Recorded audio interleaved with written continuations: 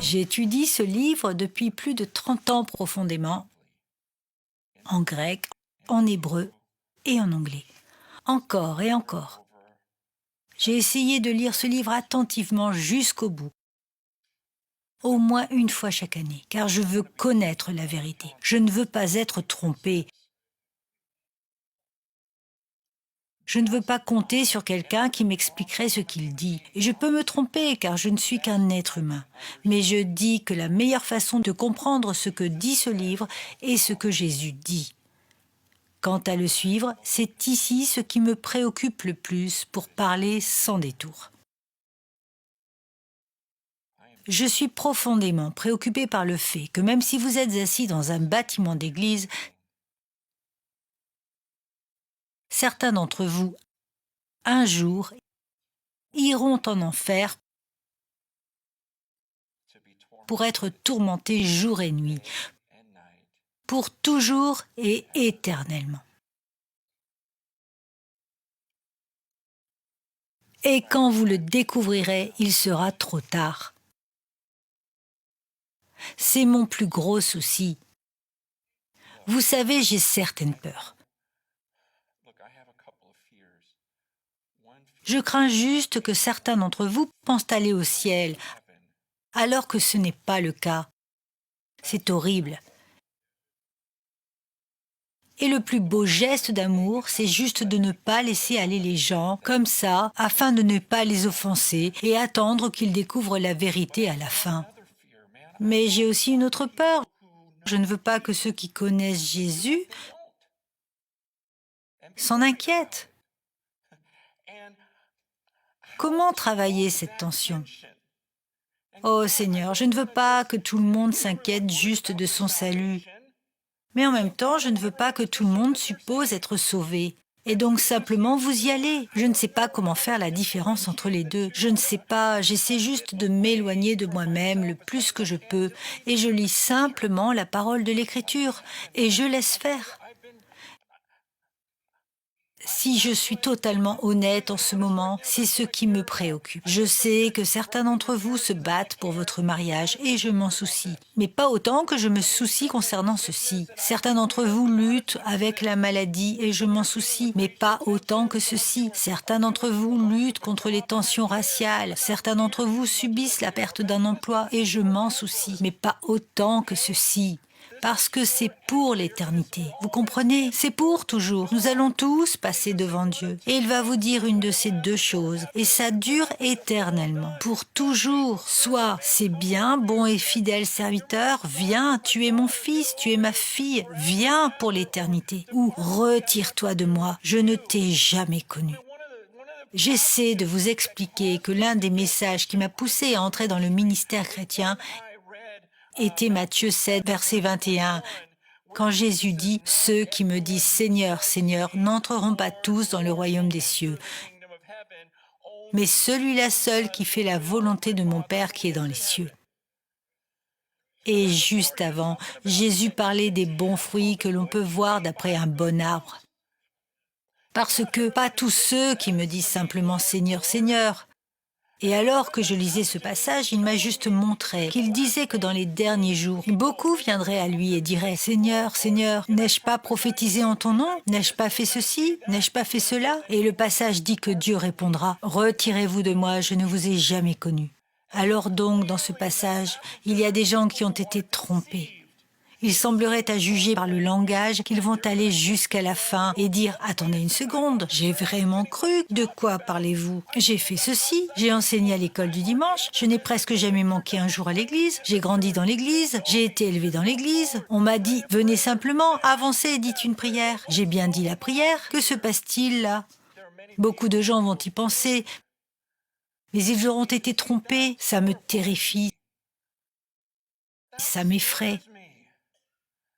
Et si vous voulez savoir ce qui m'importe, c'est ce que je vois dans les Écritures, dans ces passages que je lis. C'est ce qui me préoccupe. Quel acte d'amour de s'en tenir à « Oh, laissez-moi vous donner un joyeux sermon aujourd'hui et tout ira bien. Sentez-vous mieux car la vie est dure. » Non, je pense à la fin. La vie est comme une vapeur. Vous êtes là un instant et puis vous disparaissez. Et donc je prie juste, vous savez, Seigneur, si j'étais honnête, rempli d'amour, n'ayant peur de l'opinion de personne, que dirais-je? Je lirai ces passages. J'irai dans les Écritures, parce que je crains que l'on vous ait menti, et vous n'avez pas pris le temps d'étudier ce livre par vous-même, donc vous ne savez même pas. J'ai peur que l'on vous ait dit qu'il n'y a plus d'enfer. C'est très populaire. C'était quand la dernière fois que j'ai seulement entendu le mot enfer du haut de la chair, même dans l'église? Pourquoi? Parce que quelqu'un vous a menti? Ils disent, comment un Dieu d'amour peut-il punir? Comment un Dieu d'amour peut-il torturer? C'est ce que notre monde enseigne, c'est l'enseignement populaire. Mais je ne suis pas ici pour vous enseigner ce qui est populaire. Je suis ici pour enseigner ce qui est biblique. Je veux dire que si vous étudiez la Bible, lisez-la vous-même. Ne laissez pas quelqu'un vous dire ces choses faites maintenant. Commencez par la Genèse. Vous lirez qu'à une époque, Dieu a en fait noyé tout le monde sur la planète. Il était affligé de les avoir créés. C'est dès le début. Allez simplement à travers 6 chapitres. Donc, quoi, un Dieu d'amour noie tout le monde sur la planète? Chaque homme, femme, enfant ou bébé? Un Dieu d'amour a fait cela? Vous lisez qu'un Dieu d'amour a dit aux Égyptiens, « Si vous ne libérez pas mon peuple, je tuerai le premier-né de chaque maison. » Attendez, vous tuez? Vous allez envoyer un ange pour tuer le premier-né de chaque maison? Dieu d'amour? Je ne dis pas que ce n'est pas un Dieu d'amour, je dis simplement qu'il y a d'autres parties de Dieu. Il est aussi un Dieu de justice, c'est un Dieu de colère. Lisez ce livre. Et vous continuez, oh, mais selon la Genèse, c'est la manière dont il était avant. Ai-je besoin de vous lire le livre de l'Apocalypse? Vous voulez savoir comment il se termine pour savoir que Jésus-Christ est le même hier, aujourd'hui et éternellement? Écoutez, nous avons un Dieu qui est un Dieu d'amour. Il est un Dieu de rédemption, il est un Dieu qui veut sauver. Je veux dire que c'est pour cela qu'il a envoyé son Fils. Mais en même temps, nulle part vous verrez dans ce livre que quelqu'un a simplement dit une prière pour accepter Jésus comme son sauveur. Vous verrez encore et encore des gens dire « Repentez-vous et détournez-vous du péché ». Vous avez besoin de naître de nouveau. Vous avez besoin de tout recommencer. Vous devez mourir à vous-même. C'est ce que Jésus a enseigné. Mais Jean 3,16 dit « Car Dieu a tant aimé le monde qu'il a donné son Fils unique afin que quiconque croit en lui ne périsse point. » Continuez à lire. Jean 3,36 dit « Celui qui croit au Fils a la vie éternelle. Celui qui ne croit pas au Fils ne verra point la vie, mais la colère de Dieu demeure sur lui. » Continuez simplement à lire. Lisez ce livre. Il s'agit de ceux qui se tournent vers Jésus, qui le reconnaissent. J'ai vécu pour moi. Je suis comme Adam et Ève, comme je dis, « Oh, ça a l'air bon, je vais prendre un peu de ça, je vais continuer de poursuivre un peu ceci. » Et je me dis non, je dois arrêter ça. Tu dois tourner le dos à ça et te dire j'avais l'habitude de juste vivre en pensant qu'il s'agissait juste de moi. Et malgré cela, beaucoup dans l'église se permettent ce type de pensée, que Dieu est là pour eux. Donc que voulez-vous de Dieu? Et il continuera simplement à vous le donner et nourrir cette mentalité égoïste. Non, il s'agit de moi se détournant de qui était Francis et de ce qu'il veut et dire je fais partie d'un autre royaume à présent. J'ai une citoyenneté ici. Maintenant, tu es mon Seigneur. Attends, où veux-tu que j'aille? Que veux-tu que je dise? Je vais simplement dire, je sais que certaines personnes détestent ça. Je vais simplement parler franco, parce que je fais partie d'un différent royaume à présent. Je me suis repenti. Vous vous détournez de vous-même et vous suivez Jésus. J'ai étudié une fois parce que je préparais un sermon pour Pâques. Pâques est ce fameux jour où tout le monde vient et où vous vous demandez « Que dois-je dire ?» Vous êtes un peu nerveux. Pensez que si vous dites ce qu'il faut, peut-être que les gens viendront 2 fois par an. Vous savez, toute cette pression concernant comment garder les gens dans l'église. Alors j'ai commencé à étudier, et j'y vais genre, qu'est-ce que Jésus disait quand les foules venaient? Waouh, et c'était choquant. Il n'a pas dit « Oh, tellement content que vous soyez ici, revenez la semaine prochaine. Vous savez, nous avons cet autre programme, vous ne voulez pas manquer ça. » Ça, il n'a pas dit ça.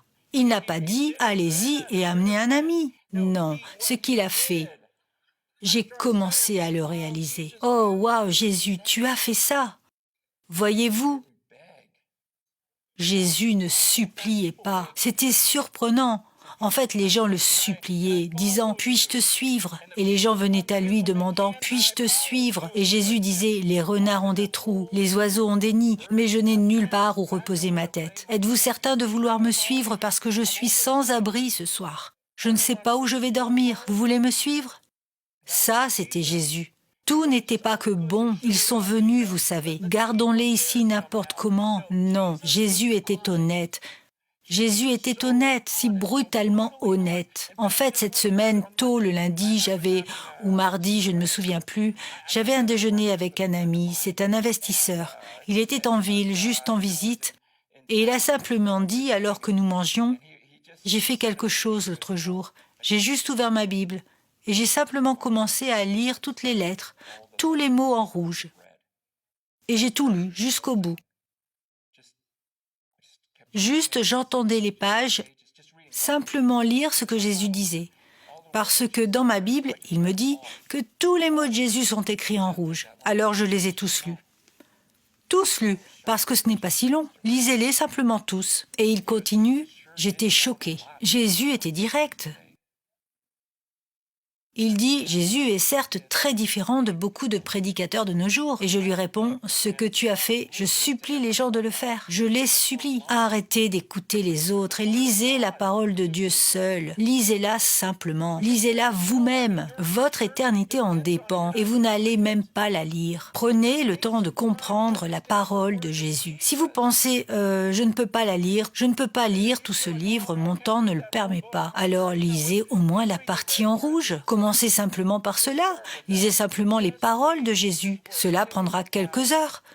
Et vous direz, ok, tout ce que l'on m'a enseigné ma vie entière, voyons comment le comparer avec ce que Jésus disait. Vous allez être surpris.